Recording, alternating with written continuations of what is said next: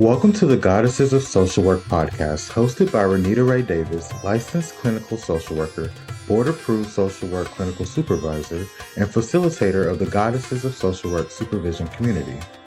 Join us as we travel through the social work journeys told by the Goddesses of Social Work community members, past and present, as they make their way toward clinical licensure. Welcome to the Goddesses of Social Work podcast. In today's episode, Rakeisha Hampton, LMSW, has graced us with her presence. Rakeisha is an LMSW licensed master social worker and currently works as a family therapist with post and pre-adoptive families. Rakeisha is also a part-time adjunct professor teaching undergraduate social work courses. She received her bachelor's degree in social work from the University of North Alabama and received her master's degree in social work from Alabama and A&M. She has been working with children and families in need of mental health resources since 2013. She has several years of experience in various fields of social work, mental health, school-based, hospice, and foster care. Rakeisha's clinical focus is child, family-centered person and environment perspective. Welcome, Rakeisha. I am super excited to have you today. Hi, thanks for having me. You're welcome. So glad that you're here. Rakeisha, I loved reading your bio. Obviously, I learned some things about you that I didn't know, but it got me to thinking, especially because you're an instructor and because you have that clinical focus on children and families, and got me thinking about social work, the social work profession as a teacher. So, what has the social work profession taught you? The social work profession, what has it taught me? To just open-minded, be open-minded. And then especially, I guess, like as a teacher, and working with the students, different age ranges. But I really like working with those that are just starting out because I feel like I can teach or educate them on the things that I didn't learn when I was in my grad or undergrad program. So just helping them to be open minded and just giving them knowledge. This might be getting into our next question. That's a great answer. I love that. And I used to teach, and so I get that. I get what did and I learned in my program now that I've been doing it while I've been practicing, that I'm like, I wish someone had told me these things. And for me, it was Medicaid and Medicare. Like I didn't realize the importance of Medicaid and Medicare when I was practicing. What are some of those things that you wish you had learned that you're teaching your students now? Oh my gosh, that there is so much that you can do in social work. I really wished that I'm not going to say, well, I will say undergrad and graduate. I really wish they would have focused more on, the different areas of social work, just other than the traditional roles. It's kind of like they had us or have us stuck in this box of, you can only do micro work as a social worker. And I wish that more macro level policy, research, things like that, I wish they would have focused on that more so we would have kind of had an idea of, the many different things that we can do as a social worker. I love it. I often tell folks that social work is like this big tree. When you go outside, all the different leaves, and it's just like pick a leaf. There's just so many things. Social workers are in every arena in this nation, and so I love that. You're absolutely correct that there's so many things that we can do. So tell me a little bit about your social work journey. How did you get here? Where do you want to go? All that good stuff. Mhm. Mhm.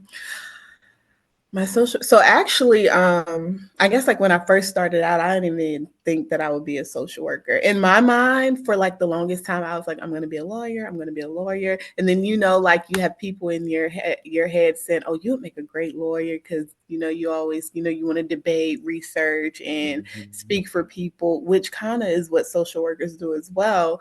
But it wasn't until like I think I was probably in my junior year of high school and my younger brother had a social worker, like a case manager. I don't even think I knew what social work was then, but that kind of like pivoted, I guess, like my interest in social work.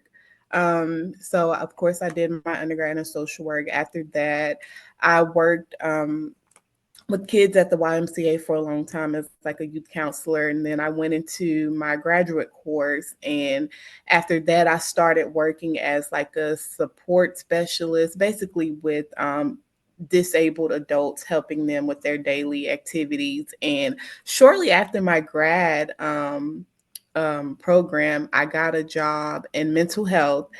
And I feel like that's kind of like where it started because Mm. that's somewhat what I've been doing since then. And that was in what, 2013, 14.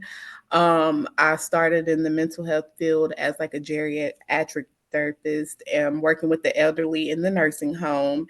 And from there, I transitioned into doing outpatient and school based with children, adolescents, and things like that. And I've been really doing that for the past several years. I did take a break and went into hospice, working with that population for about 2.5 years, but then transitioned back to working with children in the foster care system. That's awesome. So, where do you want to go? What are your plans? I'm really loving my role as a professor and Mm, just being able to teach. So I would love to transition into, maybe teaching more courses, something macro related. That's where I'm kind of looking to move. mhm. So we'll You are see what. currently in clinical supervision to get your LCSW. In Alabama, we call it the LICSW. Hmm. So when I know someone's in clinical supervision working towards their clinical licensure, I'm thinking they're on the track to want to be in therapeutic roles. But I heard you say macro and I heard you say teaching, which are not therapeutic roles, they are more macro roles. So Right. so what do you plan to do with your, because I do think people, again, going back to what are we teaching our undergraduate and graduate students, people limit the clinical licensure, right, Hmm. to just therapeutic roles, and it's more expansive than that. So you're on this trajectory, but yet your future plans are to be in macro practice. Can you talk to me a little bit about that? Yeah. So, like you said, it goes back to what we've learned. And when I started clinical practice or clinical supervision, I actually thought that I guess like having my own private practice was the ultimate goal because that's all we heard about. But I don't think that's my plan because I don't think therapy is something that I want to do long term. So hopefully, with getting that clinical licensure, it will open up a door that I can, do full time teaching as a professor because I know that's one of the requirement is to have either that LCSW or your doctorate. So I'm really hoping that once I get that license, it'll open up another door.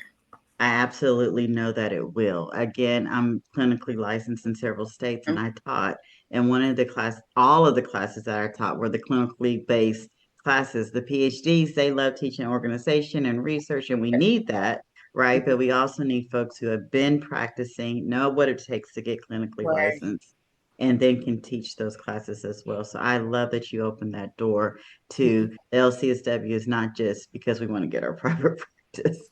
There's so many more things that we can do with that clinical license. Absolutely love that. So, still in that teaching energy, right? What was your favorite or most important social work instructor or mentor, or who was your Mhm. favorite teacher or mentor? Mhm. I had this professor in graduate school. Her name was Dr. Frazier, and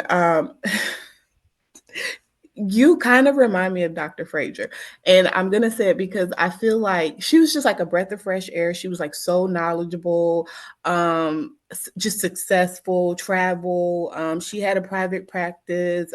She did like therapy and things like that on the side as well. And I kind of just like took to her. Like even after my grad program, I still kind of kept in touch with her for a little. I've not spoken to her in a while, but she was just like so good with just, being open, giving information, and just kind of like a guide. And I really liked her. I love that. Sometimes us seasoned social workers get a bad rap. And so, and so to hear that you connect with more expansive, traveling, not afraid to do, new things within the field of social work, and that is what you're leaning into as well, especially as you move into more macro practice. Mhm. Um, Knowing what you know about this profession now, we're talking about your social work journey, right? What are three things, I'm thinking about that little knapsack that if you were to pack and you're on your journey, I don't want us to be, long-winded about it, but like, what are three things that you would take with you on this social work journey? Um, can I think of three things? I know the first thing is probably not something that I would take, but just being open minded. I think like that's gonna take any social worker a long way. And then my computer. I got to put my computer in there because things have like really changed. And I say my computer because like resources, networking, because like with, trying to pivot and find more out about macro social work, I'm finding that it's a lot about networking and who you know and not so much of what you know, which that is still good, but like I said, things have like really changed, so just having those resources and being able to network. Mm-hmm. And what I love that, love that you're taking your computer, especially, I was thinking I'm in telehealth. I call myself a travel social worker, even though I'm not signed with the travel agency, because the work I do is all virtual and I can go, y'all know, I've worked in Brooklyn for 6 months. Earlier this year, I was in California and was working there for a little bit. And so the fact that you're going to take your computer says you're going to be nationwide, you're going to be global. Yes, Exactly. we're going to speak that into existence. Yes, I love doing that. What would be something that and I love you built that foundation for us, like teaching your undergraduate students, you've learned these are the things I wish I knew, right? But then what are some things that you would, stereotypes or beliefs about social work that you would not take with you on this particular social work journey? hmm um it's going to go back to how I started the podcast. um we are so much more than just mental health workers or therapists. We don't have to be closed minded and just stuck in that traditional, I guess, sense of social work. I want to rid my mind of that. And even like with the new social workers, like don't even start with that. You have to work in the hospital or you have to do, case management or like little things like that, just basically one-on-one clinical work. I want to rid my mind of that. I would just leave that with the professor that said it. I love it. You know what? I tell people all the time, I've been a social worker for 24 years and I have never worked at a Department of Human Resources. It just wasn't, but I know that that's one of the things that people, they get their internships, their first Yep. jobs. A lot of folks think that's what we do, and that is absolutely not what we have to do at all. So It's not. my hat is off to those who do it and do it Mhm. well, but that's not all what social work is. It's not, and that's so crazy that you said that. Like I was at a group earlier this week. I facilitated a group, and I was talking about that because she was talking about like DHR had posted like a new role or something like that. And I was like, it's so crazy. Like when I was, because I actually did my intern, I think it was my graduate intern there, but either way, I did an intern there. And I was like, the professors like kind of drilled in you. DHR is where you want to work. And I was like, and in my mind, I had after I finished, I'm working at DHR, but after doing my intern, I got an interview and everything there. And I was like, yeah, this is not this is not for me. So it's kind of like they drill that in your head, like this is the best DHR, but it's not like that anymore. We were talking before we started, and I told you my vision, but my other vision is to change the face of social work. And I think this narrative has been about changing the face of social work. I love that we've been talking about what you would tell to new or upcoming social workers. And so I want to change it because oftentimes, especially as seasoned social workers, are asked, what would you tell a new social worker coming into the field? But I was thinking about you today and I was like, I think I want to change it. Sitting where you are in your social work journey, what would you tell your future social work self? What advice or what would you tell your future social work self? Mm-hmm. And it's something that I'm telling myself now, just go for it. Don't be scared. And I know like that's like easier said than done because I'm dealing with it myself, but just go for it. Do it. What can happen? Exactly. You're gonna succeed, or you're gonna figure out a way to succeed.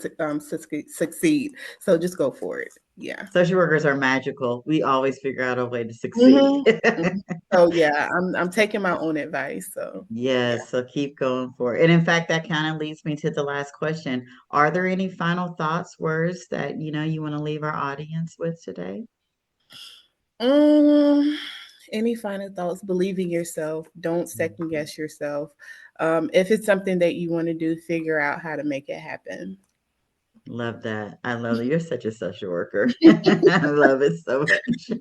Love Rakeisha. Thank you so much for joining us today. I know that there are going to be people who are so glad that they tuned in and heard what you said and are going to start thinking outside the box as it relates to social work and realizing that they can do so much more than they ever thought was possible. So thank you so much for coming on the show today. Yeah, thank you for having me.